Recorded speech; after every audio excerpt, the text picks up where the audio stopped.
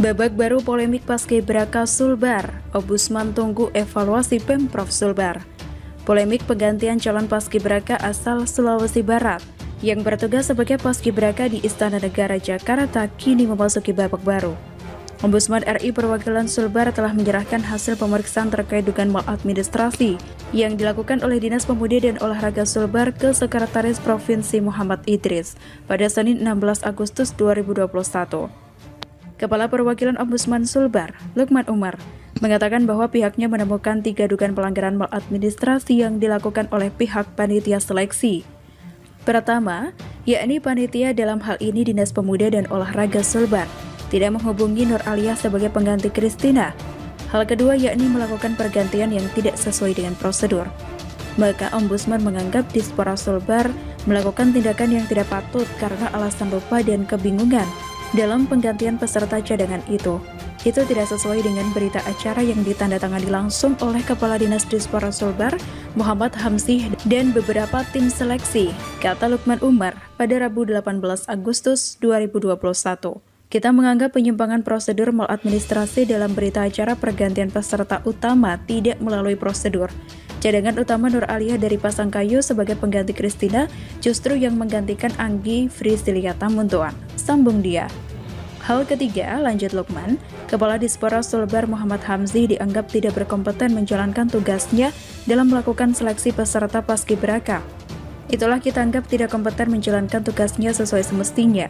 Dalam hal ini tidak menjalankan petunjuk teknis Paskibraka sesuai dengan lampiran 2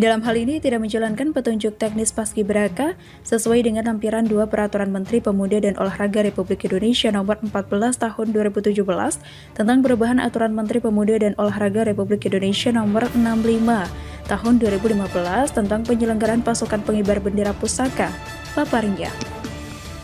Menurut Lukman, pihaknya menerima 2 pengaduan, yakni pengaduan pihak keluarga Kristina terkait hasil swab yang hasilnya positif COVID-19, jelang 3 hari kemudian dilakukan swab ulang dan hasilnya negatif dari COVID-19, sehingga pihak keluarga Kristina tidak terima. Pengaduan lainnya dari pihak keluarga Nur Aliyah, karena yang bersangkutan masuk sebagai cadangan seleksi Paskibraka ke tingkat nasional. Namun Dispora Sulbar tak menghubunginya, sehingga Efta Muntuan yang mewakili ke tingkat nasional yang merupakan cadangan seleksi Paskibraka tingkat provinsi.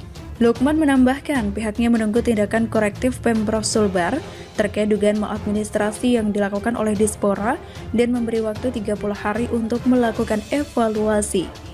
Kita beri waktu 30 hari, 14 hari ke depan kita akan tanya, apakah sudah dilakukan atau tidak. Kalau sampai 30 hari tidak ada balasan atau tindakan ini, maka pengaduan ini akan dilanjutkan ke Ombudsman RI. Ketika Ombudsman RI mengambil alih, maka ujungnya nanti rekomendasi yang wajib dilaksanakan oleh atasan terlapor, dalam hal ini Gubernur, kata Lukman.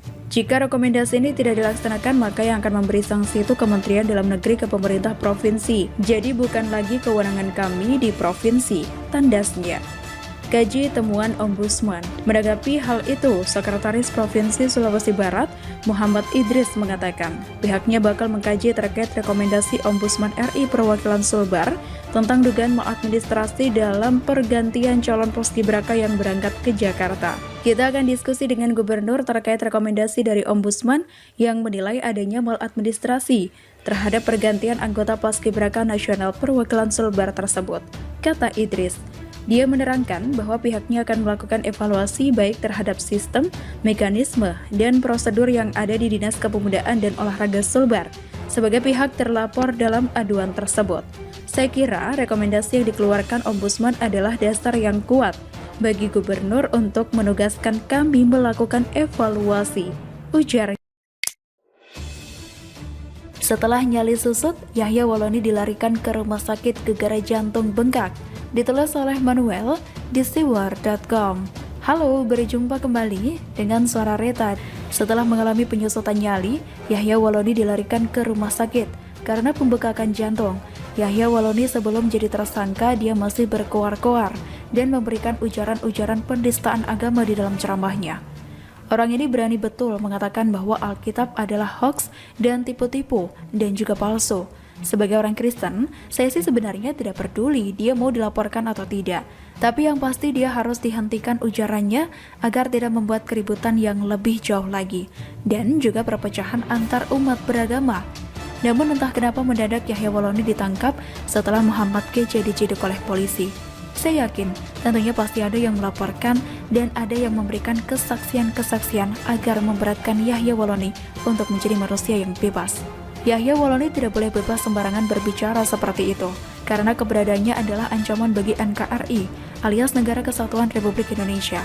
Polisi menetapkan penceramah Yahya Walloni sebagai tersangka karena penistaan agama lewat video yang diupload di akun YouTube Tridato. Karo Penmas Divisi Humas Polri Brigadir Jenderal Rusdi Hartono dalam jumpa persnya mengatakan bahwa perbuatan yang dilakukan bisa disangkakan dengan beberapa pasal. Arah dari media politik sosial pun mendukung sekali agar Yahya Walloni ditangkap. Dan ketika ia ditangkap, kelihatan sekali wajahnya berbeda dengan ketika dia ada di ceramah. Wajahnya terlihat lebih lesu dan kelihatannya pengecut. Dan dia tumben-tumbenan mau diajak kooperatif. Padahal sebelumnya ketika ia sudah ditegur oleh banyak orang soal ceramahnya yang juga penista agama sekaligus memprovokasi orang untuk menabrak anjing, dia tidak bergeming alias tidak berubah sama sekali. Masih saja ceramah provokatif. Namun ketika ditangkap, dia mengalami ciut nyali. Nyalinya ciut, dan juga dia mengalami tekanan dari media sosial. Ternyata, tekanan itu mungkin sekali membuat jantungnya membengkak sehingga ia harus dilarikan ke rumah sakit. Jangan sampai nasibnya seperti Rizik yang kabur ke rumah sakit dan tidak berani keluar. Lalu mengatakan dirinya sedang sakit dan butuh diselamatkan nyawanya. Buat saya, apa yang dikerjakan oleh Yahya Walloni sudah menjadi sebuah konsekuensi hukum yang harus ditanggung sendiri. Keberadaan Yahya Walloni ini menjadi duri dalam daging yang akan menghancurkan Negara Kesatuan Republik Indonesia jika dibiarkan melalang buana seperti lone wolf. Negara ini memberikan kebebasan berpendapat dan kebebasan berpikir. Namun, di dalam kebebasan berpendapat kita harus tahu koridor-koridor demokrasi yang tidak boleh dilangkahi ataupun diterobos. Aturan-aturan hukum yang berlaku harusnya dijunjung tinggi.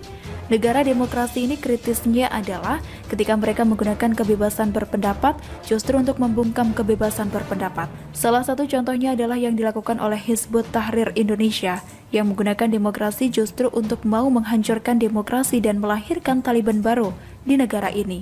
Mereka menggunakan segala cara untuk menghancurkan negara ini justru dengan berani-beraninya menggunakan istilah demokrasi adalah kebebasan berpendapat untuk berdiri di negara ini.